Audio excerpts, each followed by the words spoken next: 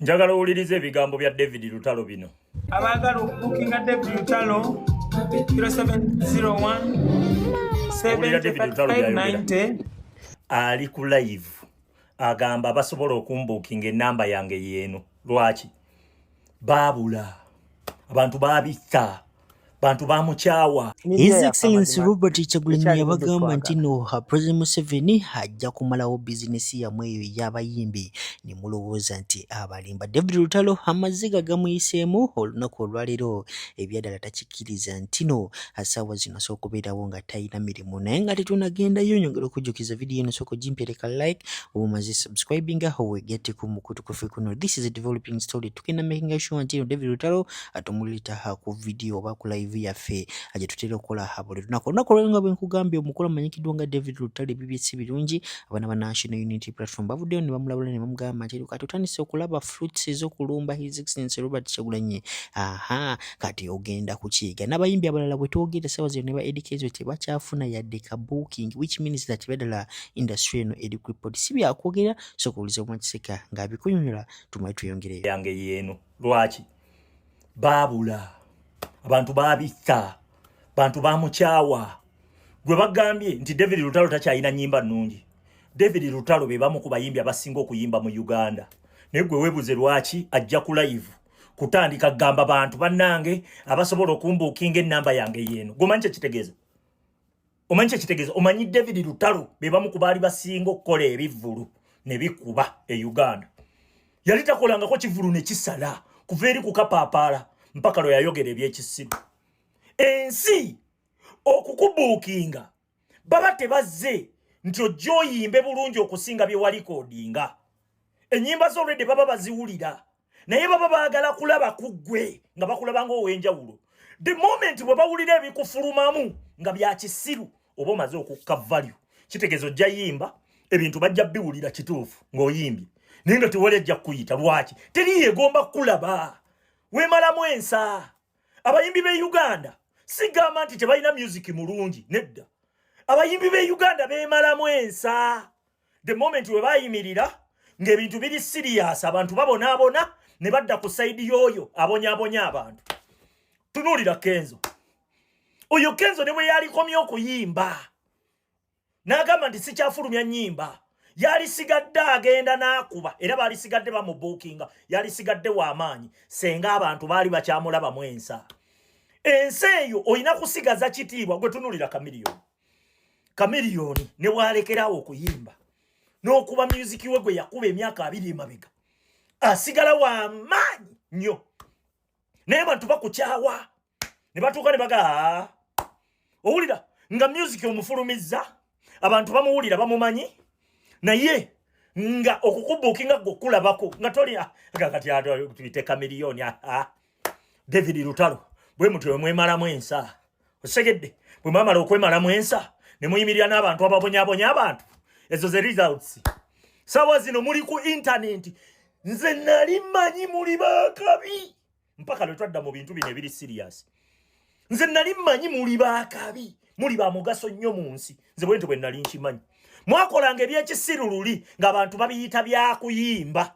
Ebyo byakuyimba bibeeramu kubanga ne music industry mu mawanga amalala byaliwo Jamaica, Mavado, ne Vibes Katero, Tupac ne baani zonna beef zibaayo, Nicki Minaj, Cardi B, ebyo bibaamu. Ebyokwogera ni mulani mwambala ebyo nga babiyita bya music naye nga balowooza mubikola lwakuba kuyimba music bwatyo era nga abantu basigala babawe ekitiibwa ng'era bwakusanga agamba omuyimbi wange wuuyo.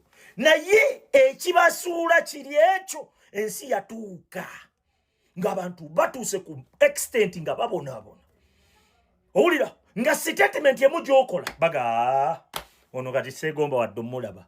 Y'ensonga lwaki abantu tebababuukinga kugenda kuyimba. Osobola oyimba ebiyimba byammwe ne bitunda naye nga teri agenda kukuyita nga teri. Ne bano bemulaba bakyakuba ebiyimba ne babayita era side emu yebayita side y'abaki y'abeNRM yebayita. Osegedde naye tegeka ku kivvulu ojja okutegeerera nti ebintu bizibu.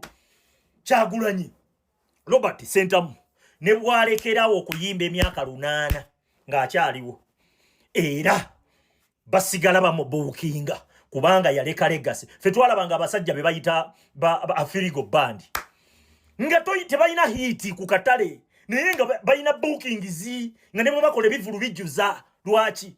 Baali balekawo kye bayita legacy. Ekyo kye baali ensi yali ekyagala era ensi ng'ebalabamu ensa.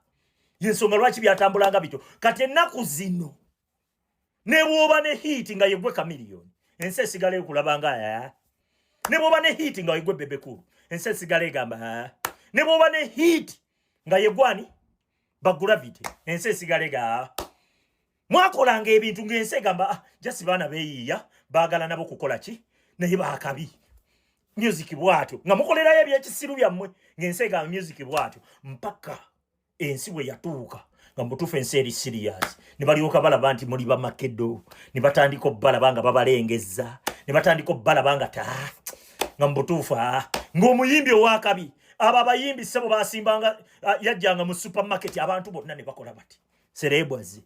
Kati oyita mu supermarket buli omu n'atunula eri buli omu ne yeekolera bibye. Lwaki? Mwaggwamu ensa mwagenda ne mujja ne mwevulunga mu bisooto. Twabavulunga mu bisooto. Yes, ekyo kyekyo mwayingira ebintu ne babakozesa ebintu ne bisuula kaliya zammwe ate nga mulivinga mu bulamu obuli expensive. Kati obwo bulamu obuli expensive kati olaba ka epasi kepasi kasigala kaakabi kasigala kaakabi kewa respect embeera tekoogeza bya kisiru kasobola okujja ne kasaagamu n'abantu. King Saha tunulira King Saha ne bwajja n'akuba olwali naawe osigala si lwakuba music kituufu wakabi era ye muyimbi asinga oyimba e Uganda. Alright, nga tubitadde ku mabbali David Lutalo olunaku olwaleero havuddeyo bambi n'ayogerera Bannayuganda yagamba nti n'abamidiya be batamwagala era ebyaddala atamanyi kiki kye yabakola naye nga mazima ge galiwaawo. Olumba His Excellency Robert Kyagulanyi abantu basogera bakwagala. Imagine omuntu nga David Lutalo yayimbanga mirundi 10 mu wiiki emu ng'akola obukadde obusukka mwana. Oh my God, that really hurts. Si byakwogerera njagala osooka omwerabireko naye nga tetunagendayo nyongera okujjukiza Haji Haruna walinnyo okulumbiddwa Gwinanguli n'ebizibu namba ze ziri awasembyayo 20 wamu ne 52 soko mwerabireko tumale tuyongere ne bya David Lutalo yekennyini amaziga nga gamuyitamu. Assalamu alaikum wa rahmatullahi wa barakatuh. Yenze Haji Haruna omusomi w'edduwa asangibwe Bulumagi ku luguudo lw'Ejjinja kola ku bintu ebyenjawulo ng'emuli endwadde zitawaanya abantu aba bulijjo kola ku abo bonna abalina ebizibu mu mukwano. Bw'oba olina ebizibu mu mukwano jangu gyendi neeyonera nsobole okumalira ensonga. Kola ku mikisa egy'emirimu kola ku abo abaagala okugenda ebweru muntu ng'okozesebwa amajiini okozesebwa saitwani ebyo byonna mbikolako osobola okukozesa ennamba z'olaba ku screen oba okuweereza obubaka ku WhatsApp. Media yaffe amazima ekyalemedde twagala.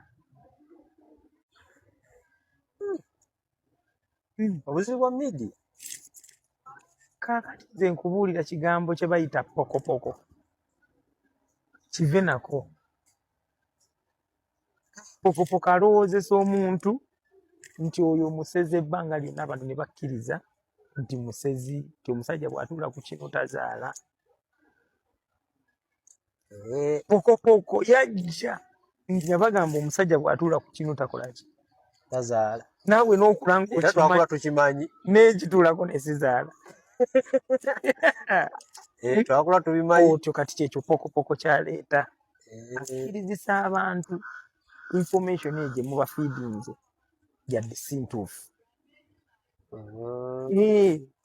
So kati tulina okyusaamu mu bufunze banne mukyuseemu naye si ffenna abamu kati tugendera ku majority. kituufu. Tugendera ku majority eri abaagala music industry naye baayo atafaayo. So naye ne mwerabira mugenda zaala abaana abayimbi abazannyi bakatemba abakiki.